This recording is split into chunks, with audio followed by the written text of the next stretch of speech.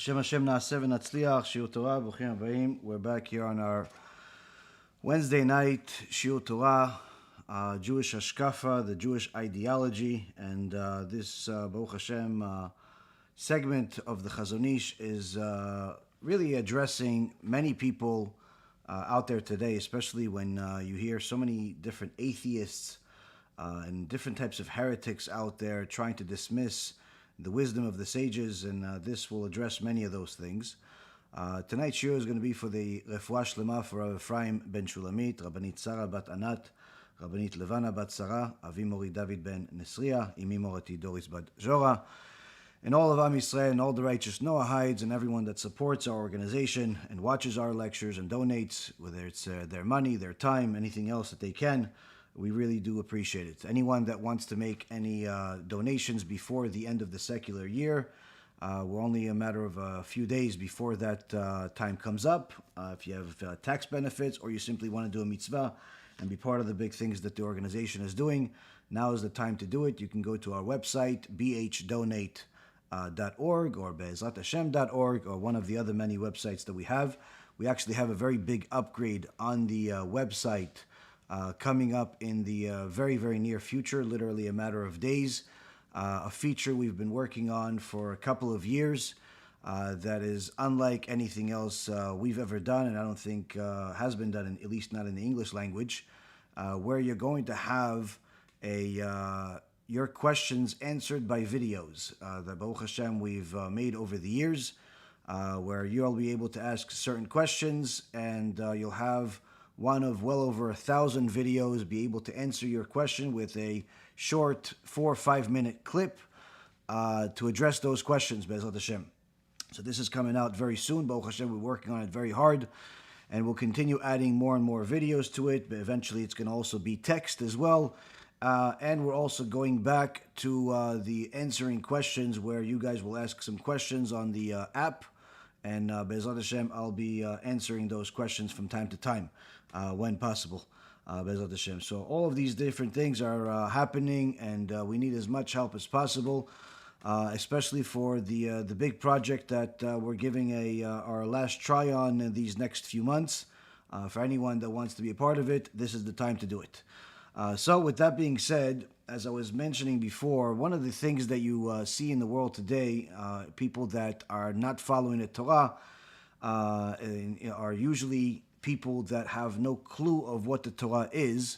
And even sometimes you will find, randomly, you'll find certain people that claim to know Torah, and but yet don't follow it, and it's usually because they have a beef with the sages, where they don't think that the sages know as much as the Jewish world says they do, and they're very quick to dismiss Jewish knowledge, Jewish wisdom that was not only known that the sages had, was actually documented, which clearly shows, obviously, the ignorance on the behalf of the atheists and the heretics. But the average person out there may have heard a tidbit or two about the wisdom of the Jewish people, but could easily be led to believe that this wisdom is only something that pertaining to Torah, meaning the sages were geniuses, but perhaps they were geniuses in matters of Torah, in matters of how to live a better life, in matters of marriage, in matters of how to be a better person. But when it comes to the modern technology and sciences, needless to say, the medical world, this is not something that they were superior in, because look at how much technology has advanced in the last 100 years, especially where you have MRI machines and all types of other technology that's available to us today that wasn't available back then, or at least people think. So last week we discussed some of the things that a person must understand. First is that before you assume that the technology of today is better than what technology is available in the past, you need to know that that assumption is wrong. And it's proven wrong because there are endless amount of proofs that there are certain things that were available and known in the past 2,000-3,000 years that are actually even superior to what we have today. Whether it's the different medicines they had for vision, that I mentioned to you last week, or other types of technologies that were available back then. Also, even the technology that you have today is not necessarily at its maturity, and needless is it actually to say that it's actually not fully developed, because some of the things that were available 100 years ago in the secular world are actually not something that's been publicized today. For example, the wireless lighting that Nikola Tesla actually developed over 100 years ago is still something we don't use today. And there are many other things that were developed and discovered in past generations, but weren't all necessarily marketed and put into the capitalistic system that we have today. So anytime a person assumes that we are superior today to the previous generations, the only thing that you can assume about that person is that they're unlearned. This lecture tonight is going to be another one of those proofs, with an ultimate purpose of showing you that all of the wisdoms that you can possibly imagine are inside the Torah. And this is a issue that is constantly addressed on a regular basis with new people, especially when they have friends that are heretics. They have friends that are looking to live a life that's against the Torah. They want to be enemies of the Torah, or at least they want to justify their life that is not following the Torah. So just like there was a student of Rabbi Ephraim that started doing tshuva over the last several months, and then he told them that he stopped putting on tefillin because he met some guy that told him that tefillin is something that only Satanists do. And according to this person, why would he come up with this? He said because he found some type of documentation on the internet, and he thinks that this is true, and all types of stupid things that, obviously this person wants to believe in order to justify not following the Torah and living a life similar to what they call the, Messianic Jews, which is really the Christians in disguise.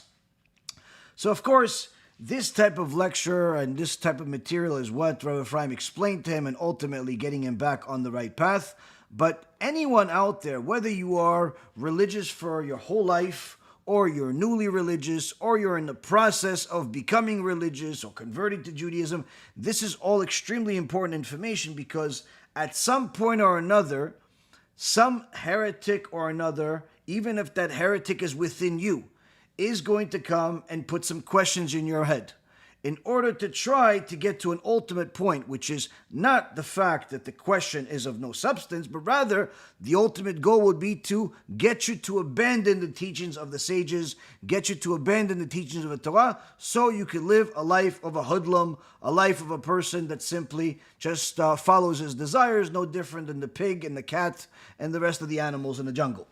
So tonight, the Chazon Ish is going to take us to school, continuing education from last week on trying to clarify what is ancient wisdom, not even only of the sages, but just simply ancient wisdom that was available many, many centuries ago, that some of it is not even available today. And he says as follows: here and there we find amazing procedures mentioned in the writings of the previous generations. In the book Yam Shel Shlomo, this is by Rabbi Shlomo Luria, that writes commentary on Masechet Yevamot. This is about 500 years ago. In the chapter Harel, which is chapter 12, he says, he writes, I found in the Avi Ezri, which is a book written by Rabbi Eliezer ben Rabbi Yoel HaLevi, the Rabbiya. The Rabbiya lived about 800 years ago, meaning that the Yam Shel Shlomo from 500 years ago approximately, almost 500 years ago, he found this in a book that was written 300 years before him. From us, it's approximately 800 years. The story of a delicate operation performed in Babylonia by a doctor named Rabbi Sheshet. Okay, now, if you have this book, Emunah and Bitachon, this particular section I'm going to tell you now is not in English. I don't know why they didn't translate it, but it's available in the Hebrew copy.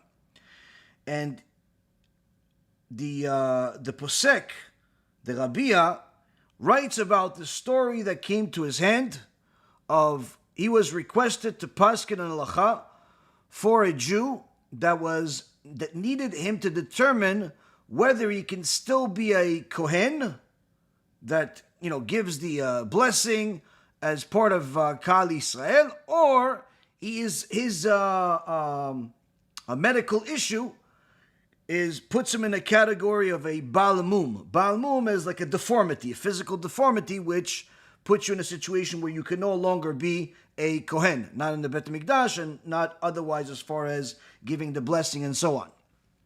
And of course, there's a whole list of different conditions of when it is and it isn't. Point being is, this was a very, very sensitive issue that came to one of the Gedolei Ador 800 years ago.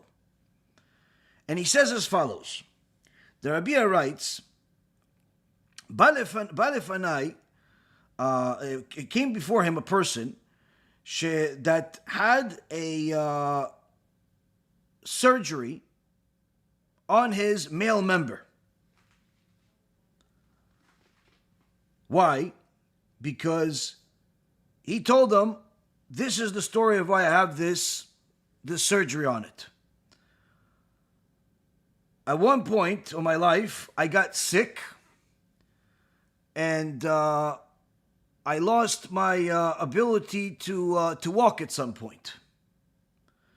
I was walking with a stick for some time, and at some point even lost my ability to walk altogether. And my during this whole time, as my legs were losing their ability to move, my male member turned in such a fashion that anytime I would urinate, it would actually go up. The direction of the male member was pointed in the up direction. Mamash, a disaster. And that's how it was. And I suffered greatly. Until one day, I bought a horse. I couldn't, take it anymore. I bought a horse. And I rode all the way to Babylonia to go to a expert doctor named Rav Sheshet the doctor.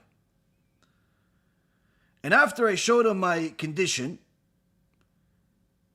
he told me that I have a tolat, some type of worm that is in my member, that somehow entered my male member, that is eating the flesh and pulling the nerves in such a fashion that is not only forcing the male member to be pointed in the direction that it is, but also causing me not to have the ability to walk.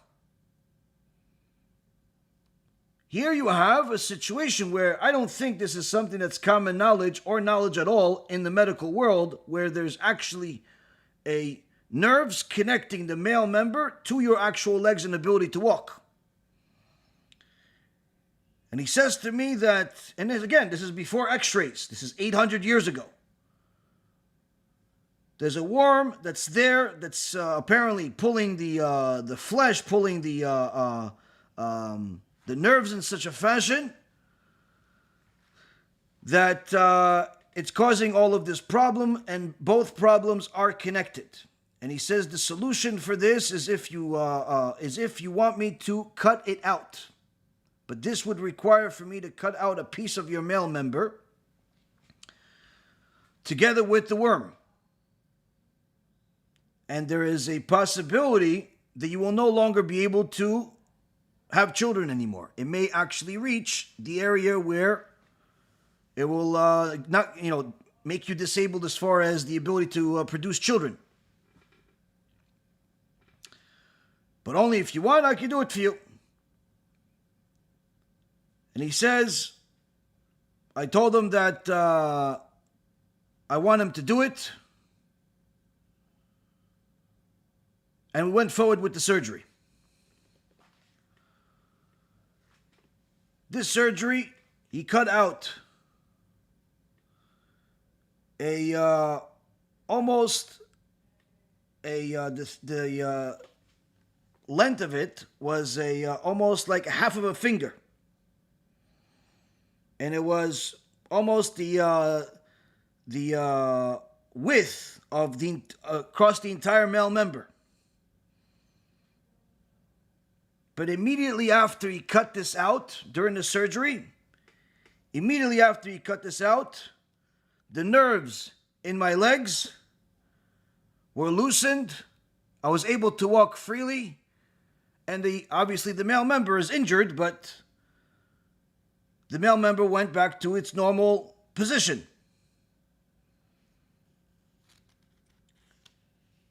He then healed me, put different types of medicine to help me heal.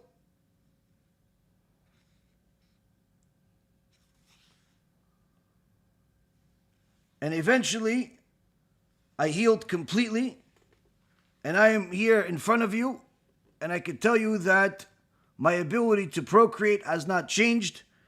I desire, I am with my wife just like any other person, and even though the surgery and the scar that's there is big, is significant, still this has not had any impact on my ability to procreate, and obviously I'm walking normally, and everything has gone back to good health. But now I need to know if this makes me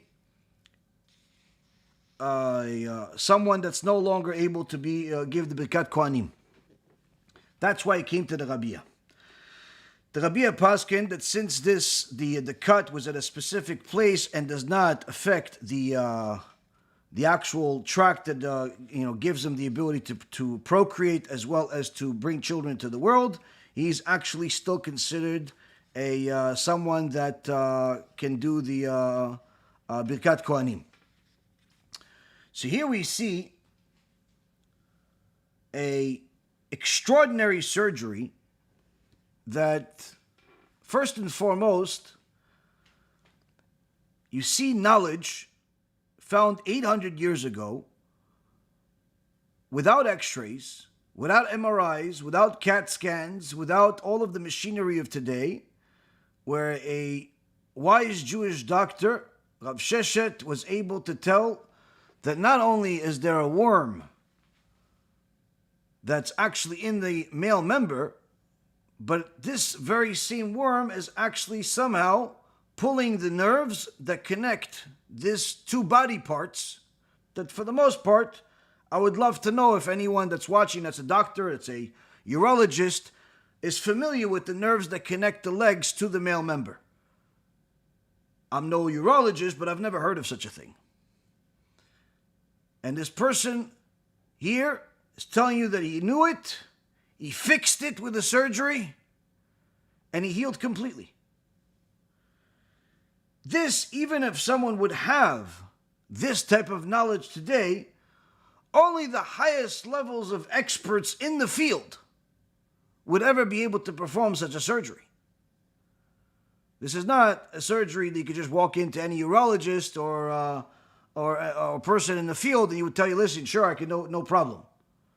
So here you see already from 800 years ago, there's knowledge of the body that we could easily say is not common knowledge, and in fact beyond the norm of uncommon knowledge.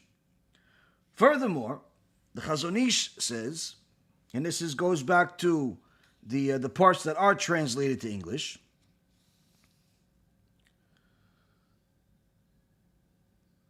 that there are more famous surgeries and operations in the Talmud that were documented. And in fact, anyone that was interested in this particular topic of Torah and science, I've recommended the book Science Comes of Age, or it's also called The Coming Revolution by Rabbi Zamir Kohen. We've given out his book as part of our Kiruv package for nearly the last 10 years. You could also buy that book online yourself. But there's also a very famous book from 120 years ago that's called the Talmud and the Madai Tevel, which is in essence the Talmud and the ancient science by Rav Kamholer. Rav Kamholer, he went into every major scientific or medical discovery until his time, until the early 1900s,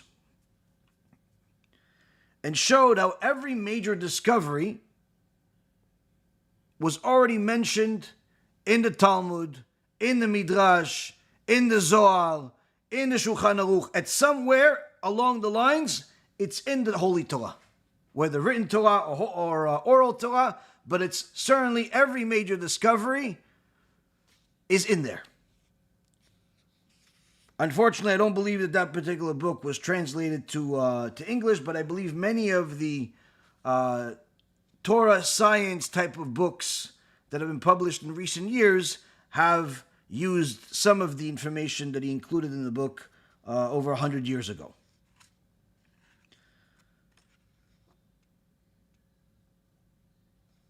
Now you see here that this book by the Rabbi was not a book about Torah and science. It was a responsa, giving answers to difficult halachic questions. But as I mentioned to you guys in the past when I explained what does an actual real Posek do before he paskins an halacha, because we can't change the law. What we can do is apply the existing law into new conditions that have changed, that have developed in the world that weren't part of the original law, because obviously the world continues to change, but you still have the same law, you just have to know how to apply it. But anytime a Posek, that's a real Posek, that's an extraordinary Talmid Chacham, wants to paskin on something, they have to become an expert in that issue.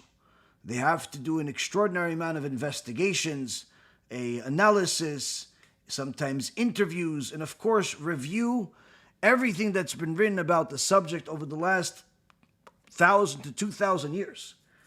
And this is one of the things that the average person out there simply does not understand. So when they hear that, let's say, one of the greats, in recent years, like Rabbi Ovadia Yosef, or Rav Yashiv, or any of the great poskim, Rav Sternbach, that they paskin something is allowed or not allowed, many times people dismiss this as if this is their opinion, as if this is like something they felt that day. They woke up on the wrong side of the bed and they decided to issue something just to annoy you.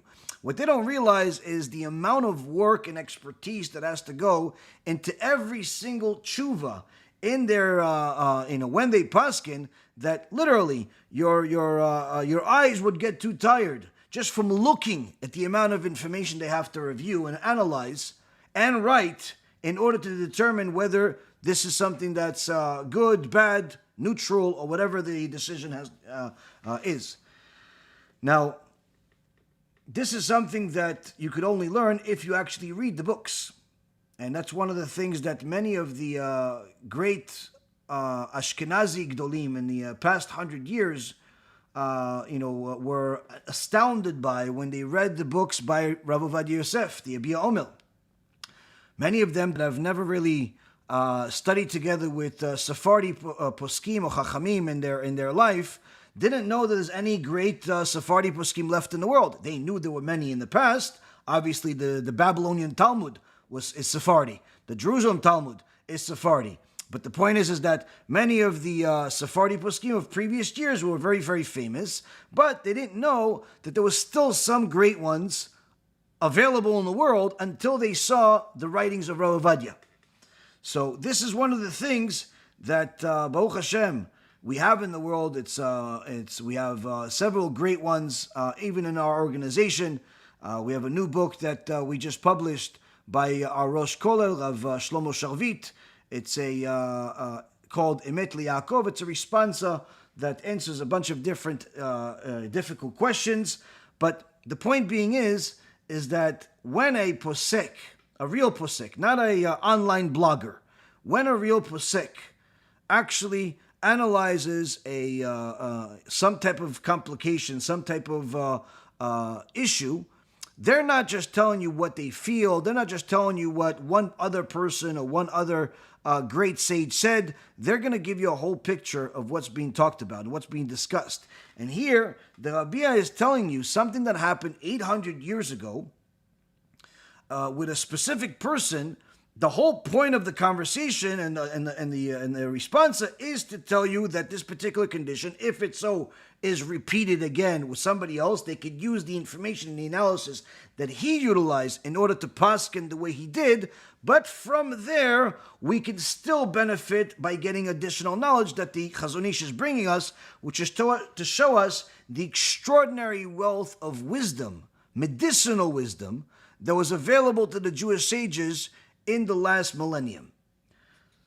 Furthermore, the Chazon Ish brings us other examples. As he says, there are many famous operations in the Gemara, in the Talmud, and one of the more famous ones is the C-section, the cesarean section, including ensuring that the mother has a full recovery and allowing her to again become pregnant and bear more children. Now, unlike what many people think that this is somehow a recent discovery, to have a C-section, this whole cesarean section is discussed in the Mishnah over 2,000 years ago.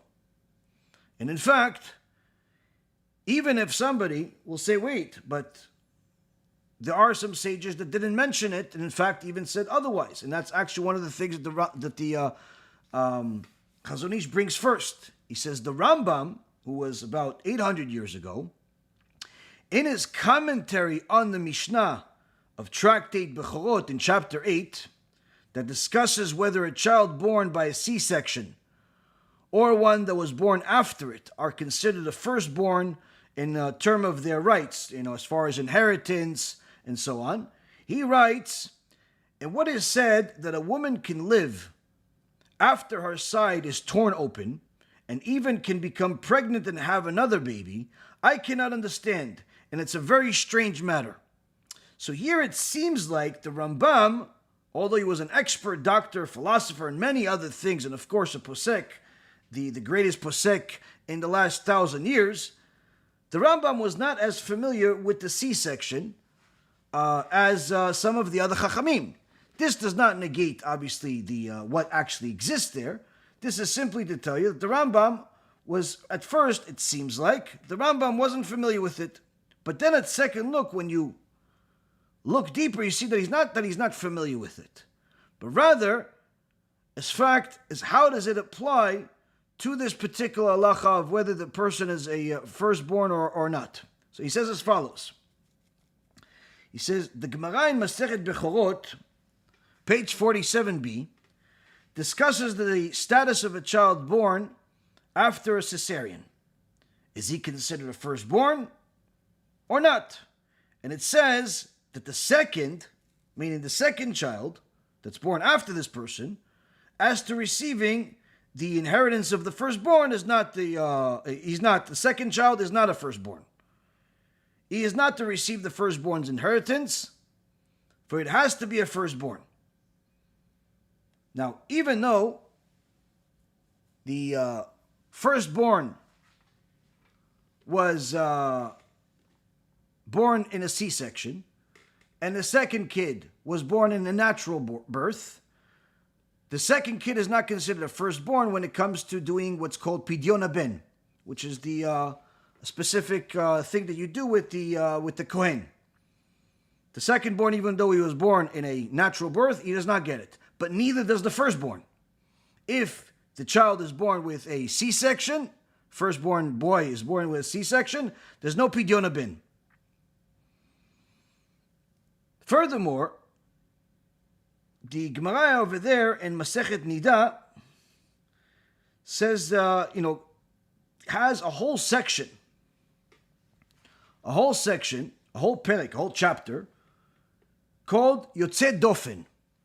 Yotzei Dofen means unusual pregnancies or unusual births.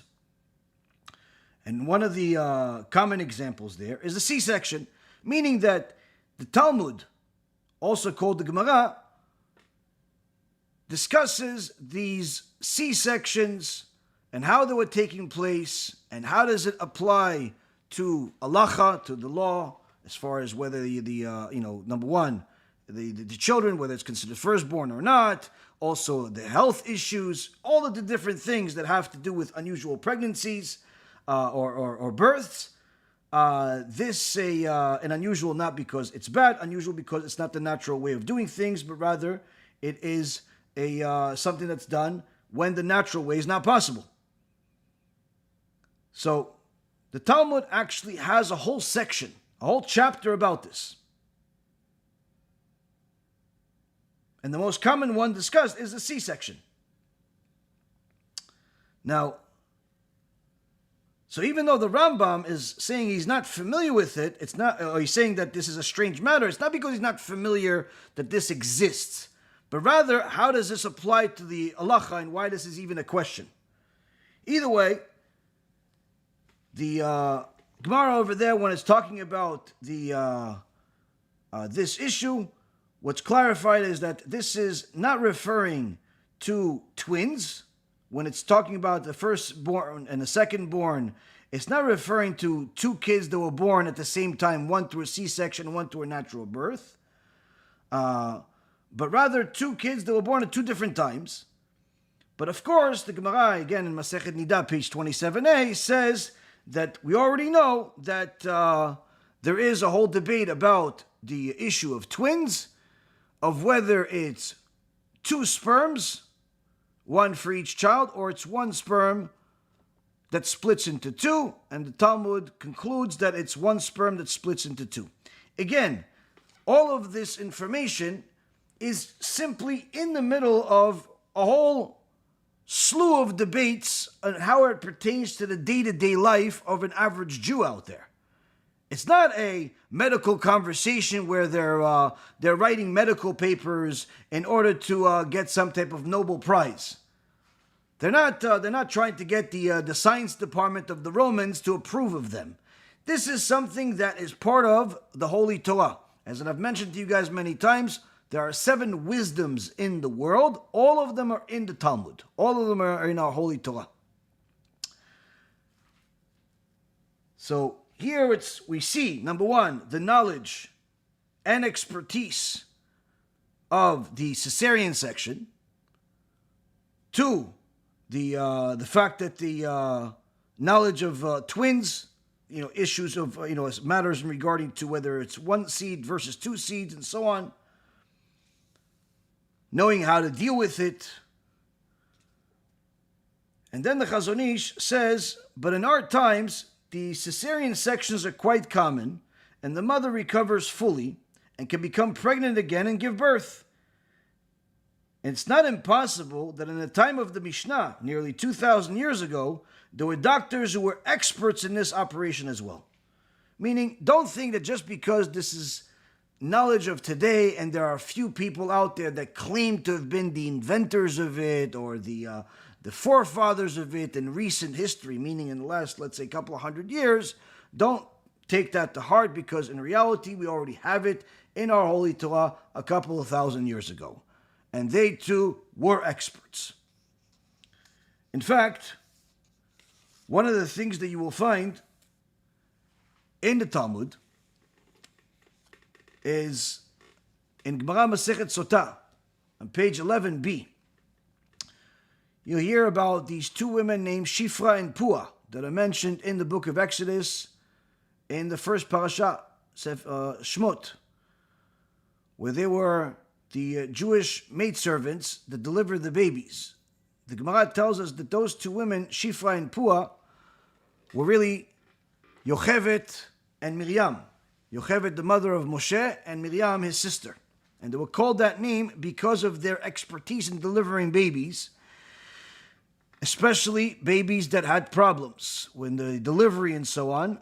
And they had, in the Gemara over there, talks about how they would bring back these babies to life either by using the tracheostomy procedure that, again, in the medical world today is relatively new, but in the Torah world is already from 3,300 years ago, and it gives the details in the Midrash of how they did it, or using CPR, which again, in the medical world today is considered relatively new, but in the world of Torah, it's as ancient as Moshe Rabbeinu. It's 3,300 years ago. And the Gemara in Masechet Sotah brings that and talks about it. Furthermore, the Chazon Ish now brings other knowledge that's in our Torah, but wasn't Jewish knowledge, where he says, we see that they were able to perform surgical operations in the past generations, as it says in the Gemara Masechet Sanhedrin, page 33a, that Rav Todos, the doctor, said, no cow and no sow. Sow is a female pig. No cow and no sow leave Alexandria. This is in Egypt. No cow and no sow leave Egypt unless their womb is removed.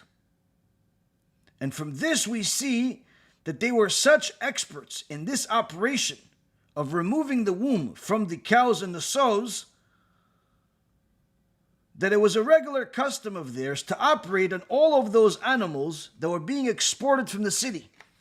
Why would they do such a thing? This was done as a measure of economic protection by the Egyptians, so that the neighboring countries would remain dependent on them for their meat supply. They were afraid that other countries would breed these animals, and they would therefore lose this source of income. So they made sure to perform a hysterectomy on all cows and sows being exported alive.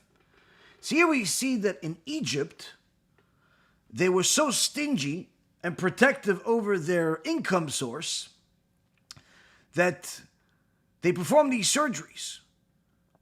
But what it also tells you is that these very complicated surgeries of removing the womb of these animals were standard everyday business, where the ancient medical expertise was so high a few thousand years ago that this type of difficult surgery was an everyday event.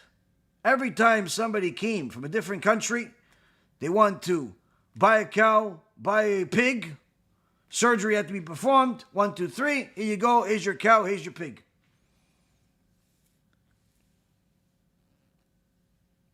Now, we also see some example of this extraordinary wisdom by Yosef HaTzadik.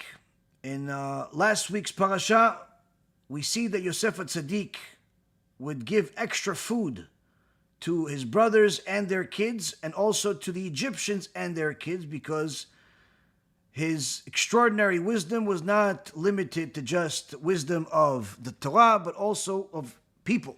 And he knew that kids spend and waste much more than the average adult, so he gave extra for the kids, and he didn't decipher the difference between his family and the Egyptians, and that's why they also loved him. Furthermore, after all of these Egyptians lost and sold all of their assets in order to get food from Yosef so they could survive, instead of being a dictator like many other people would do in that position and still do to this day, Yosef actually did something monumental that actually built Egypt to what it is what it became, which is a powerhouse. He actually empowered the citizens by giving them back the land in return for a commitment to pay a 20% tax.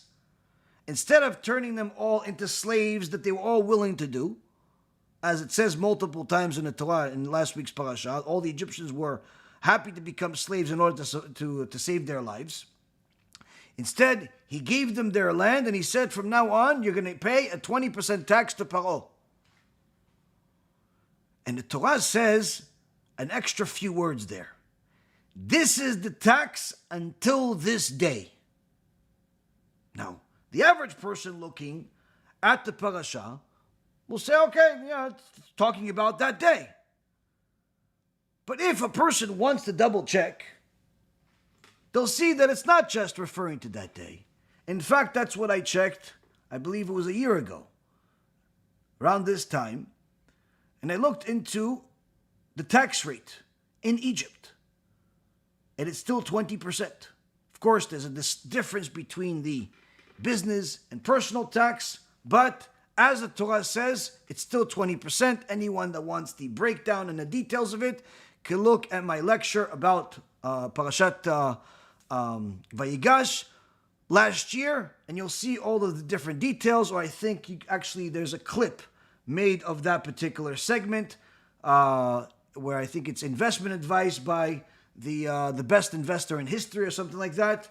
I think that's what it's called. Point being is, the Torah writes until this day, not because it's just trying to add text and body to like it's missing, it needs to make the book bigger. If it says something, there's a reason for it. The more you check, the more you find. But we see here that this particular system showed extraordinary wisdom, financial wisdom by Yosef, because this is what empowered the people to build the country to the point where it became the most powerful country in the world, at least until they became enemies of the Jews, and then HaShem destroyed them. Just like he does all of the enemies of the Jews at some point or another.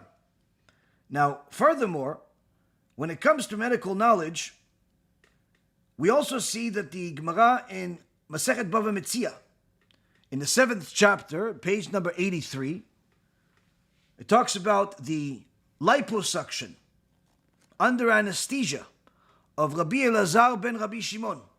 Rabbi Shimon Bar Yochai had a son who was an extraordinary sage himself, and he was enormous in size.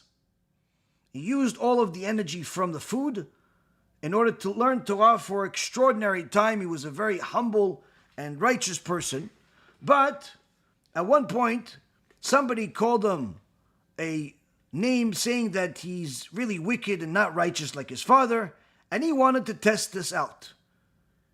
The average person dies, and the worms and the maggots eat them.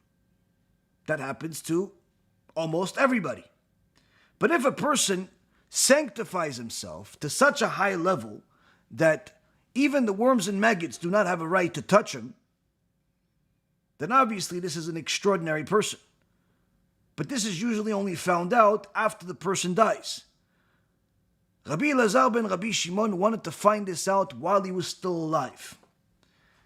And he therefore went to the expert sages that the Gemara says performed a surgery, removing 3 buckets full of fat from his body. He was enormous, as I said, and they removed an enormous amount of fat. Now, if you ask any expert in the field today, no one can remove that much fat, even from the biggest, most obese person on the planet today, without killing them.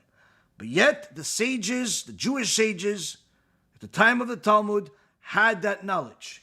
In fact, not only did they remove this, but they also tell us about how they did this under anesthesia, which again, common knowledge today thinks that it's something of a recent discovery in the last 100 years or so. It's not.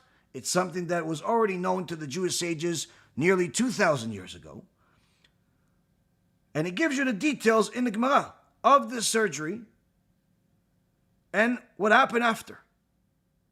And after he did the surgery, he woke up and they took the 3 buckets and put them on a roof in the middle of the hot summer of Tammuz. And some say it was Av. Hot summer months, to see if the maggots and the worms are going to consume this just like they do anything else. If you take a piece of steak and you put it out in the hot sun, within a matter of hours, you're going to start seeing some new creatures. Within a matter of days, you're only going to see creatures and nothing left. But here he wanted to see what's going to happen with his own body. And to his naysayers' dismay, the worms and the maggots did not even touch it. It stayed pure and fresh, just like as if it was still in his body.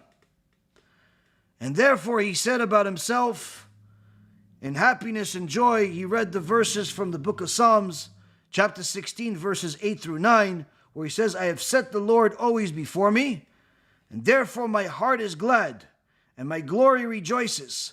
My flesh also dwells in safety. Because everything that I've done was always with HaShem before me. Always thinking about what is the will of HaShem before what do I want to do.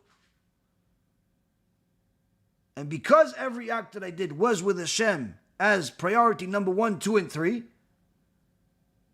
even my flesh has been sanctified to the point where it's safe from worms and maggots like the average person out there. But again, this story is not just teaching us the holiness of Rabbi Elazar ben Rabbi Shimon, but also the extraordinary medical knowledge available to the Jewish sages nearly 2,000 years ago of anesthesia, of a liposuction, and different types of things that, again, even today are not available.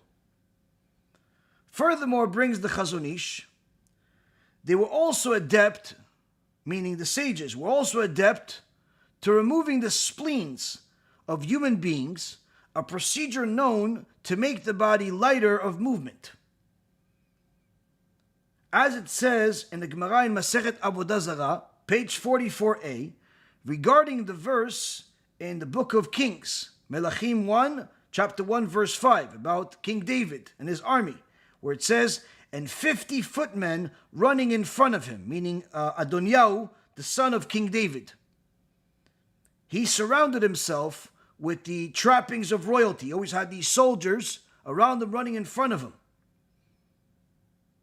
That all of them had their spleens removed and their foot soles operated on.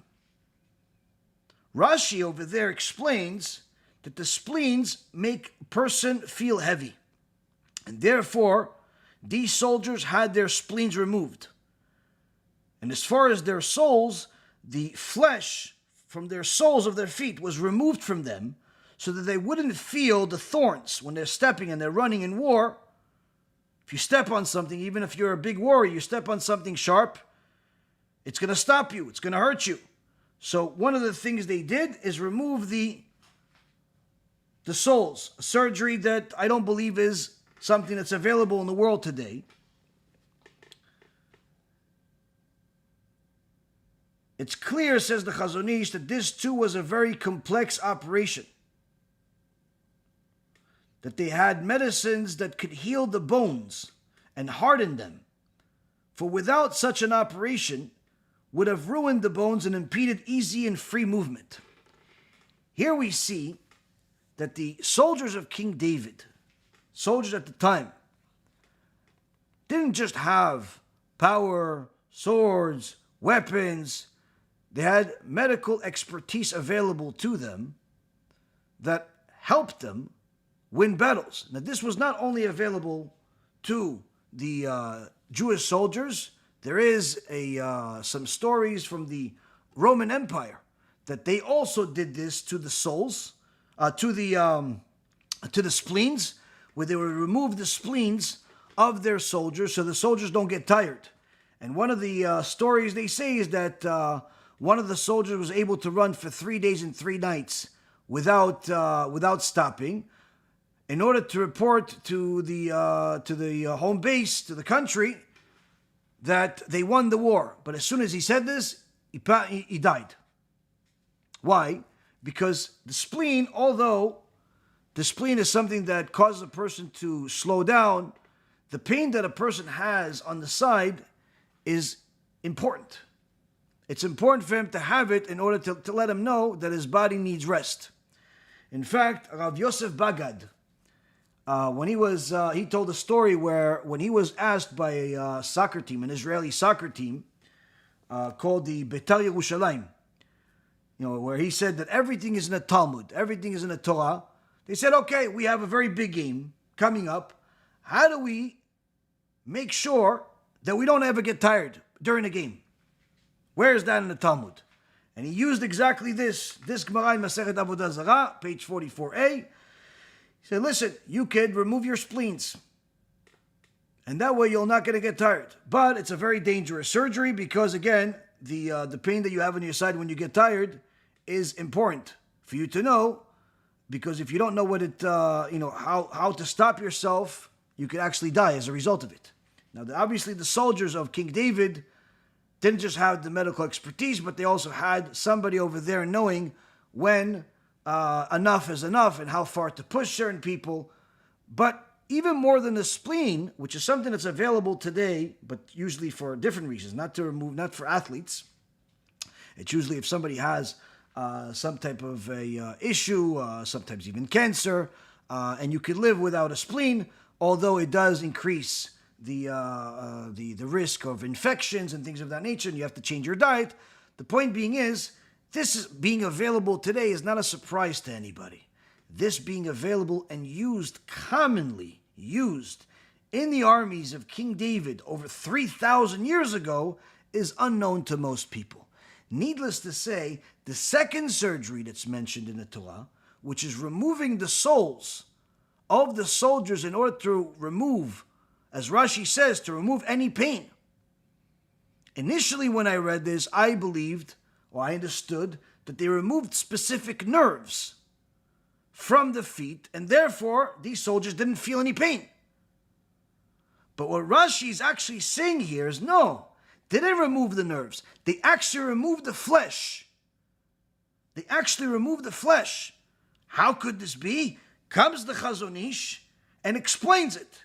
He says, it's clear that this too was a very complex surgery because they had to have medicine that could heal the bone and harden the bone. Meaning that the type of medicine that they had at that time was something that would actually make the bone bigger, replacing your flesh. I mean, this is something obviously not available in the world today.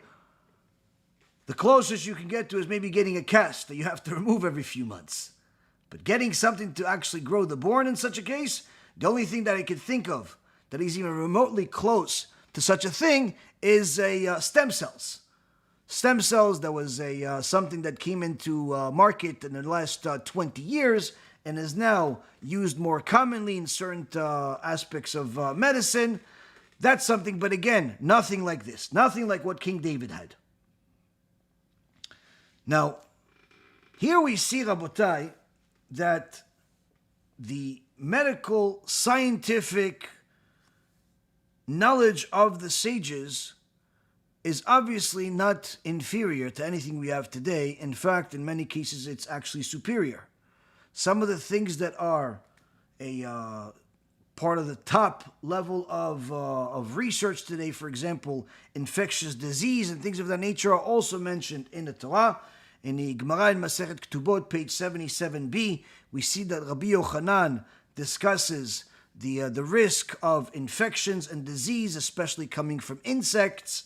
So here we see again, a couple thousand years ago, talking about infectious disease, talking about germs, something that again, the average person out there thinks is a recent discovery according to the textbooks. But in reality, if they looked in the Talmud and actually studied it, they would see that all of this is actually already in our Gemara. The Steipler Gaon, Rav Kanievsky's father, Rav Yaakov Kanievsky, he wrote a book called Chaye Adam.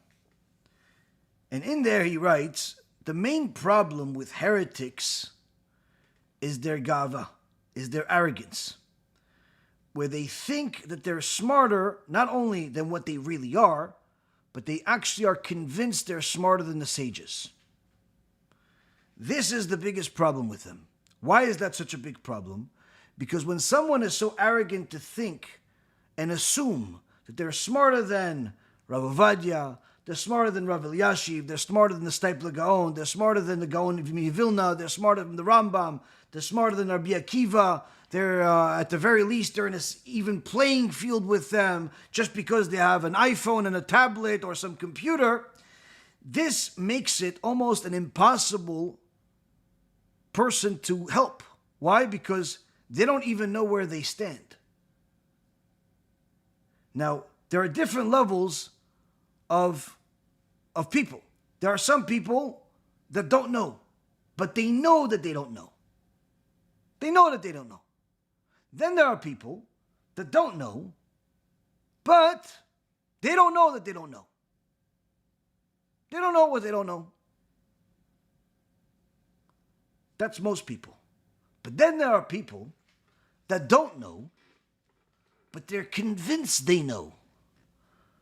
Those are the most dangerous heretics. Those are the people that usually infiltrate society with the highest level of heresy and spiritual venom that can confuse people by the millions. Why? Because those types of people that don't know but actually are convinced they know, they're able to convince people because of their charisma and their overflowing level of arrogance that in itself is convincing to people that are not so sure of themselves. And since they have a way to verbalize their feelings, not their knowledge, those feelings convince other people's feelings, even though there's no knowledge behind it. So the Steipler Gaon, about 50 years ago, writes, this is the main problem with heretics and atheists. Their gava, their arrogance. This is the biggest thing, the biggest wall that separates them between where they are and the actual truth. It's not knowledge that they lack that is actually going to make the difference, but rather it's their ability to accept knowledge.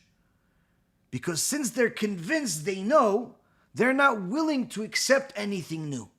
And anything you bring them, they're so convinced that their predisposition, their existing knowledge is true, it's something you can no longer debate, and is factual, even though it's only in their mind, that whatever information you give them, immediately they are prepared to shoot it down without even knowing why to shoot it down.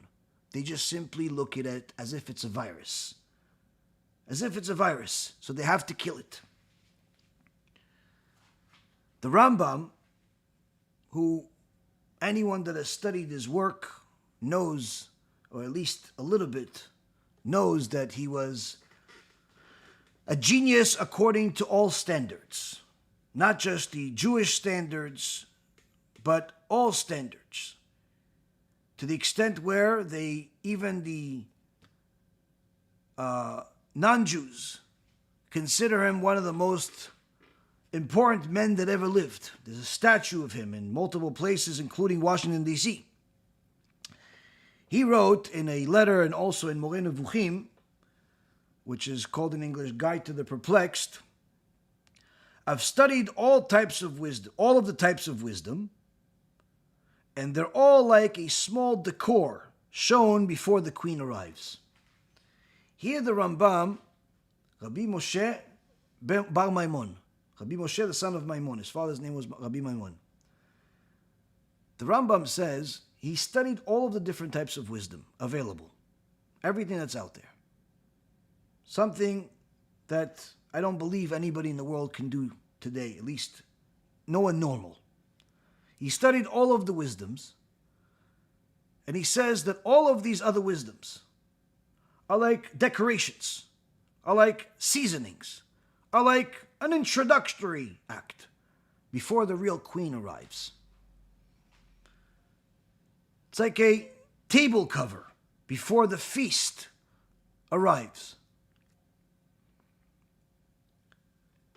The Me'am Loez, written by Rabbi Yaakov Kuli, 300 years ago, has a story where after the destruction of the Bet HaMikdash, Jeremiah the prophet was sitting there and agonizing in pain about the destruction, and Aristotle, the famous Aristotle, comes and sees Jeremiah the prophet and is confused at why this prophet is crying.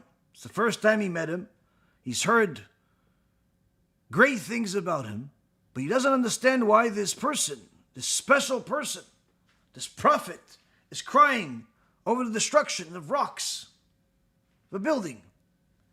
And he says to him, why are you crying? I thought that you Jews were smart, especially the prophet. Why are you crying? He says, you don't understand. All of the wisdom that we have comes from those rocks.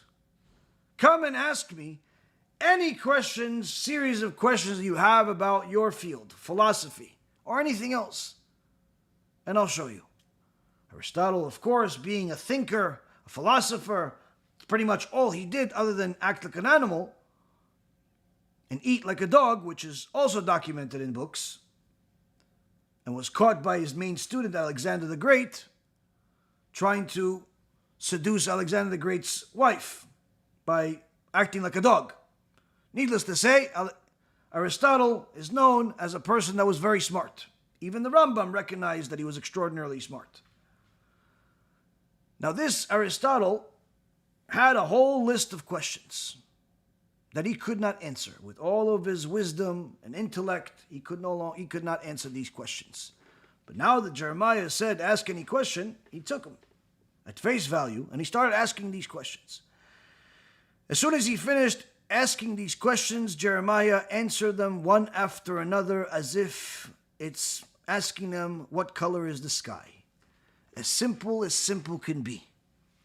And to this, Aristotle was so astounded. He's never seen such wisdom. He's never seen anything like it. He said, now I'm even more confused of why you're crying over these rocks. You have such wisdom. You're not even human. Why are you crying over rocks? I mean, sure, you could just rebuild, it's rocks. Jeremiah the prophet tries to explain to him the valuable lesson that could teach us a whole lot.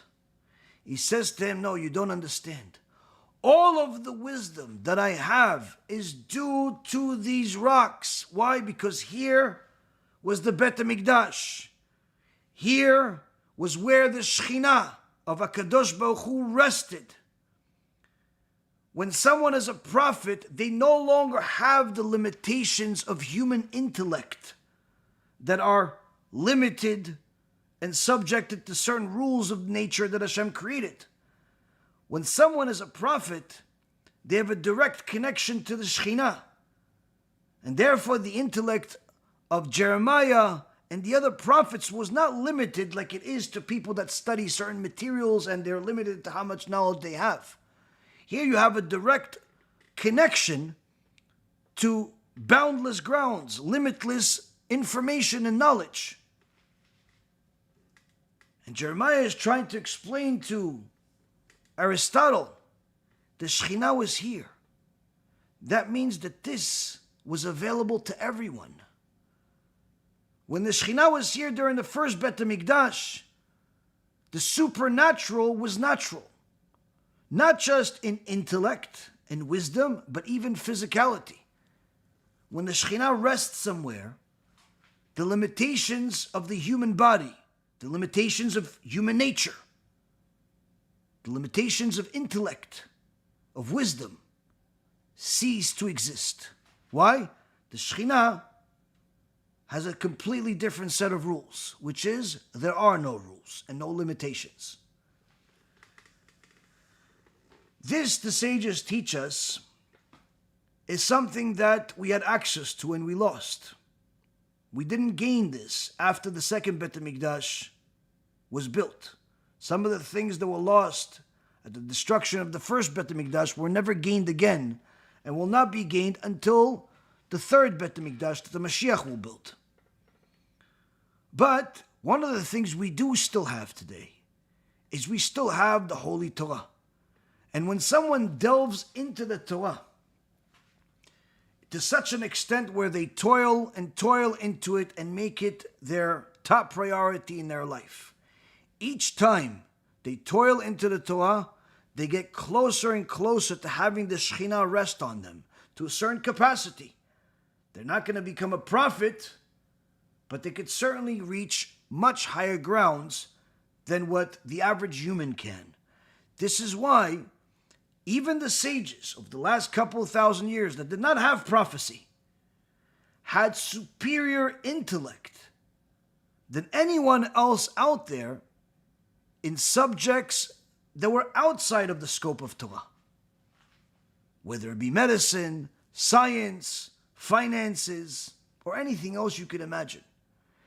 Anytime someone studies some of the great poskim, whether it's Rav Sternbach, Rav Ovadia, all of the greats of the recent years, or better yet, you go into the ones of 300, 400, 500 years ago. You start learning their psaks. And furthermore, you go into the Rishonim of 700, 800, 900 years ago. You study what they say. You see wisdom that is beyond anything normal today. You see a type of thinking, a type of knowledge that might as well be alien to the world. But this is available to every single Jew out there that wants to toil in the Torah. But of course, a person that just skips everything and all the basics on day one and tries to go to the most difficult information will not understand, will not have the tools to understand. This is what I've been saying since the beginning. For example, when people would ask me questions about studying the Zohar, even though they haven't even started keeping Shabbat or they just started keeping Shabbat, I would tell them, listen, it's not for you. Not because we don't want you to study it, but rather because it's not going to help you now. You don't have the tools to process that information. You don't know what to do with it. You have to study other things to build a foundation, to build the basics. Now, of course, those that listened and continued to study and toil over the law, little by little they grew, little by little they advanced, and many times when some of the students that I've had for years compare themselves to where they were when we first met, they cannot see how they used to be something else. I know that some students that we have, when we first met, they were barely keeping the basics, or even if they were studying the basics. Today they were able to complete the Shas in a single year, something that was unimaginable to them in the past.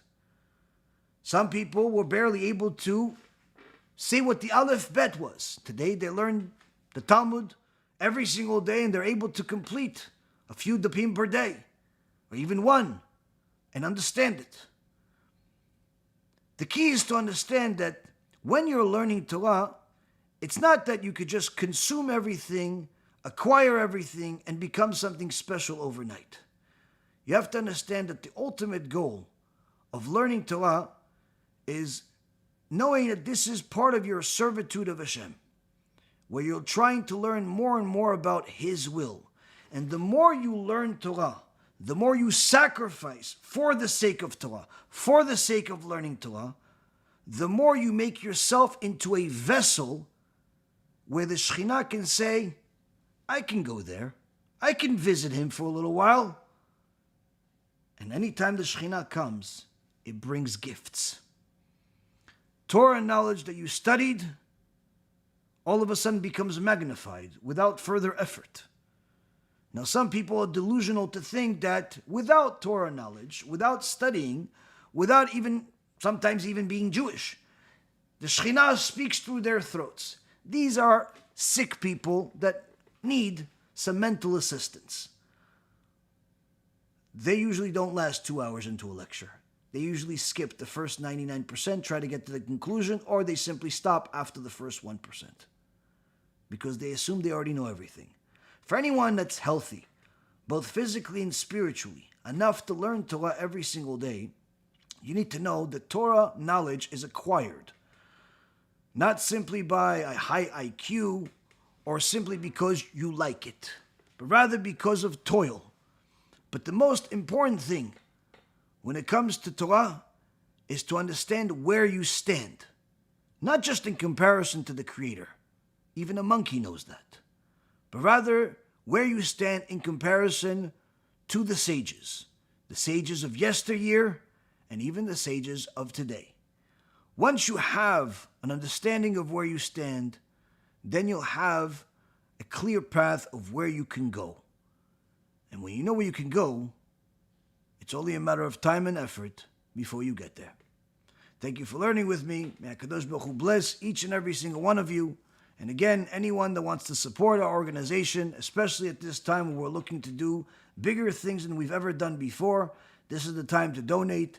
BeEzrat or one of the other many websites, or even YouTube or Facebook, any other place that you'd like to, or you could even send a check if that's still something you use. Bracha v'atzlacha to everyone, and Be'ezrat Hashem, anyone that wants to attend the live audience event that we're going to have on January 10th, go to the website bhchizuk.org and sign up to get yourself a free ticket. The event is going to be on January 10th here in South Florida, probably somewhere around the Fort Lauderdale, Miami area. I don't know exactly the location yet, but that's something we're going to confirm within probably the next week or so. But still sign up now because we need to know how big the space needs to be. So we need everyone to sign up within the next couple of days by the 26th of this Gregorian month, December.